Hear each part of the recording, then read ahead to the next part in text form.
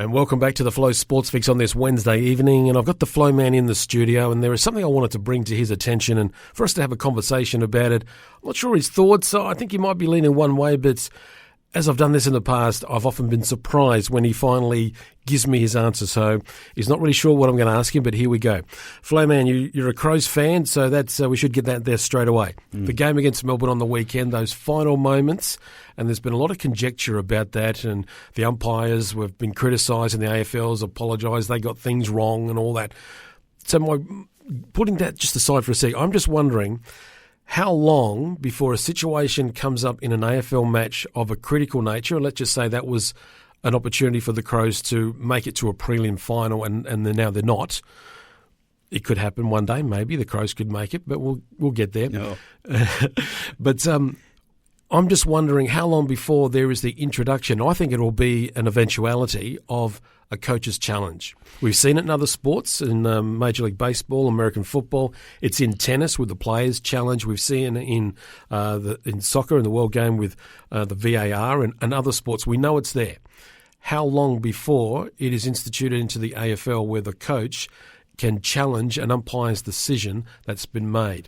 I think we should have a couple of things described here. Firstly, the decision you're talking about that the AFL apologised, they should not have apologised for. The umpire actually didn't make a mistake.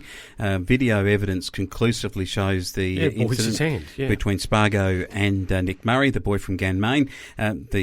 Spargo is about to tackle Nick Murray. He goes to handball the ball. Spargo's hand touches the ball. Video evidence slow motioned up, frame by frame, shows that Spargo's hand actually bounces back off of the ball when it's hit.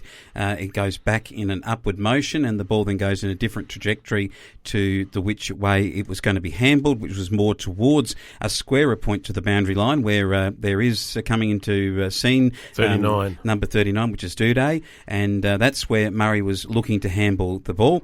It goes out over the boundary line right next to the point post.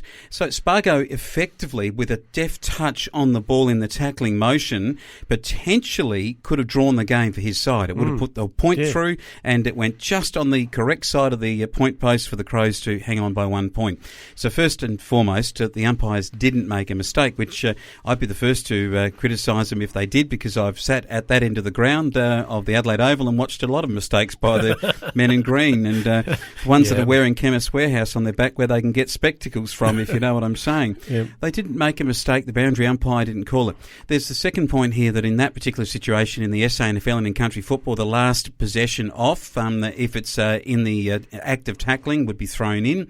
If it was a possession where he handballed the ball, it went over the line without being touched by anybody else, it would be a free kick to Melbourne, if that was the case. In this case, the video shows that it was touched by Spargo.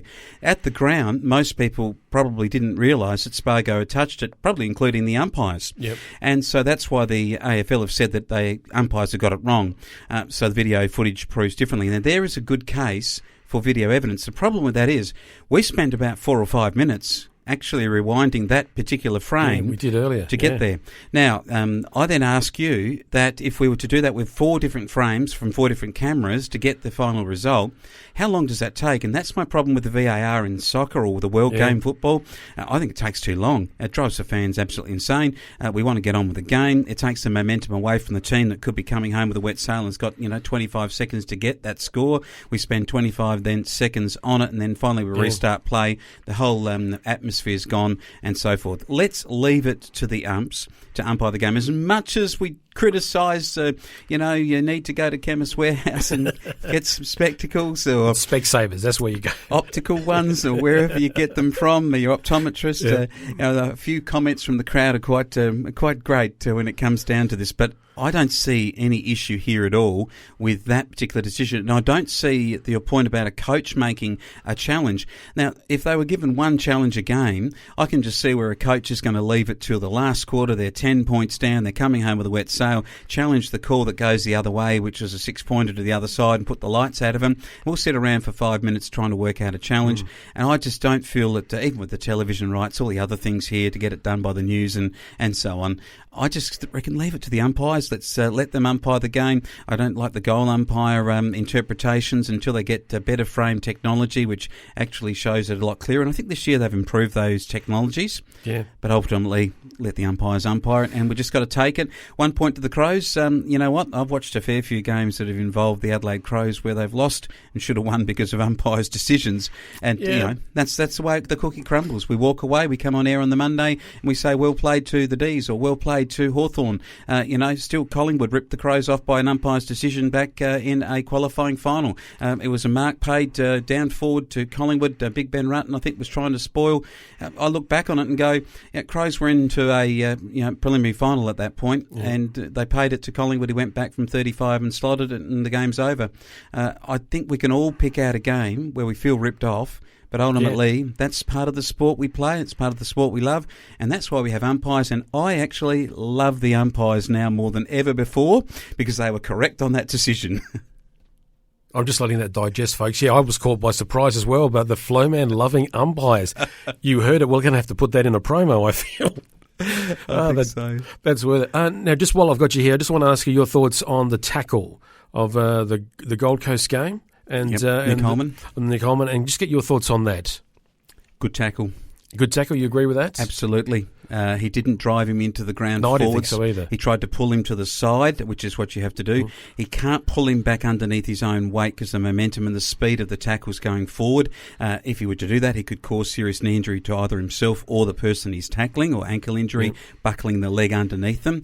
He pulled him down to a side. Unfortunately, it was in such a speed at the time that the player does hit the ground and his head then does hit the ground. And that's a really unfortunate concussion injury. The pace that we're playing this game, either you say you cannot tackle anymore when a player is going forward with the ball, and then you move all aspect of then defending a person running towards the goal with the ball. And we've seen the great Eddie Betts. How many times did he tackle somebody when they looked like they were going to kick it and he's there? I think if I looked at Sean Burgoyne, the greatest exponent of tackling a player that you think's going to kick a goal, and he's been able to run them down and bring them down. Now, in this case, the player came down heavily, and he is unfortunately concussed. It will be a 12-day protocol, but it's not the same as being slung in a motion where you've flung them around in two circles effectively, which does then lead to injury. The fact that the AFL on that one called it out the other way, Michael Christian, the match review panel, I think was just purely to play the politically correct game of the concussion. When the tribunal looked at the video and looked at the results of it, they clearly said this guy has tackled. The motion is the perfect tackle. He hasn't sought to drive his head into the ground at any point in time, and he's free to play this week. And Nick Holman, the boy from Kyabram near Shepparton in Victoria, is free to play, and he should be too. I thought it was a good tackle. It was unfortunate, but it was a good tackle, and that's what you teach the players to do. So I thought it was spot on. Flowman, thank you for your thoughts there. I'm still trying to deal with Flowman loves the umpires. I'm still trying to deal with that. I'm sure that's going to reverberate long and for years to come. But thank you for coming in today, and we'll catch you again on the Sports Fix.